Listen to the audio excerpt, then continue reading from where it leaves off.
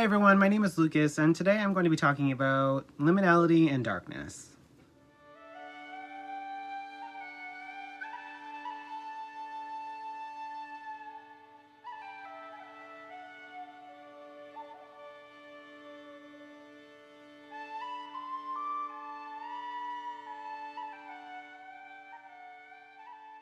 Hey everyone, I'm doing another prompt from Neopagan November, and I have to apologize. Work has been absolutely, brutal. Most of the time I come home only long enough to sleep, and then I have to immediately leave again. So I need to catch up on these prompts, but even if I don't finish them before the end of November, I will be continuing with them because I find them very engaging. I enjoy coming up with different subjects for these prompts, so stay tuned for the rest of them. All right, now let's get down to it. Unfortunately, within pagan and witchcraft communities, there's this strange divide. Due to some troubling parts of Western history, there is this idea that light and white are good and black and darkness are bad. And that's not necessarily the case. Both are kind of needed for your life to be within balance. In one of the other prompts, I talked about living in light and living authentically, stepping into life and being true to yourself and others. Today, though, I want to talk about darkness and shadow. And I also want to show how it can be a place of power, but also that it's not about one or the other. It's about balance. So, darkness. At least one point in our lives, we've all been afraid of the dark. I know, at least for myself, when I was a child, I would lay in bed and I would be absolutely terrified that a monster was just going to come out and grab me.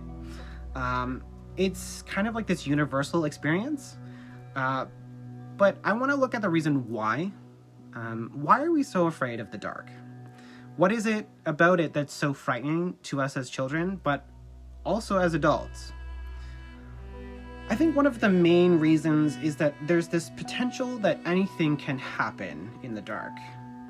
When we find ourselves in darkness, we lose our primary sense and our ability to react to any given situation. We find that we're no longer in control. Within the shadows, there could be a monster, there could be a pit, you could stumble and lose your way.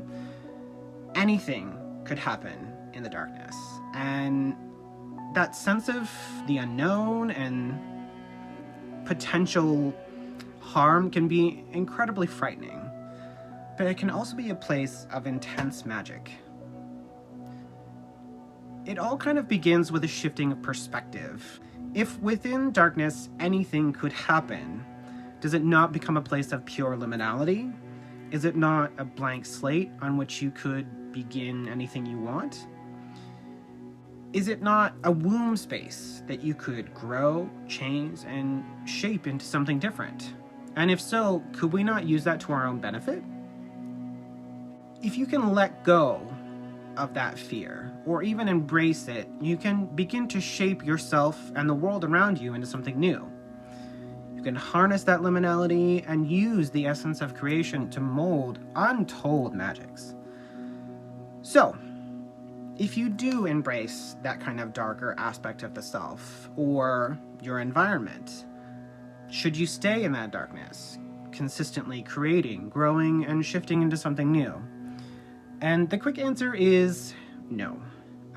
If dark and shadow are like a blank slate on which you draw your masterpiece, if it's like a womb in which you grow and change, eventually you must emerge into the light.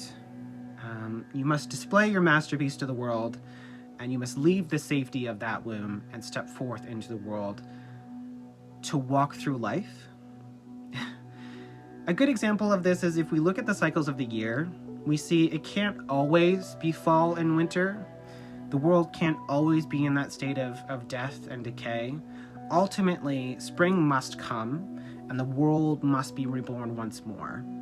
It's all about cycles, and it's all about balance. So, you embrace that death space, you embrace that liminality, you embrace that darkness, and you leave it. And you enter the light, and you enter the life, and you engage with life and world and what you've become. And eventually, when the time comes, you return to that space of liminality, and you change and you grow and you turn into something new again. So, over the years, I've been very lucky to have some wonderful mentors, and this mindset is one that I have thanks to them. So thank you, Cris Ashburn and Joy Morris. I know you probably don't watch this, but if you do, hey. If you're interested in embracing that kind of darkness or shadow aspect of the self, check them out. They're both here on YouTube and they have their own websites, which I'll link down below if you're interested. Hit them up, and I know I learned a lot from them, and so could possibly you. If you liked this video, give it a thumbs up, as I would really appreciate it. Also, if you'd like to progress a little bit more with this pagan specifically, then hit the subscribe button, as I try to post magical content fairly regularly. If you have any questions or comments, feel free to leave them down below, and I'll do my best to answer them the best I can. At the end of this video, I'm also going to link my Neopagan November playlist, so you can check out the rest of my take on these prompts and see the rest of my videos. And I hope to see you guys in another video relatively soon, and as always, may your path always be an interesting one, as there's nothing worse than being bored. Have a good one.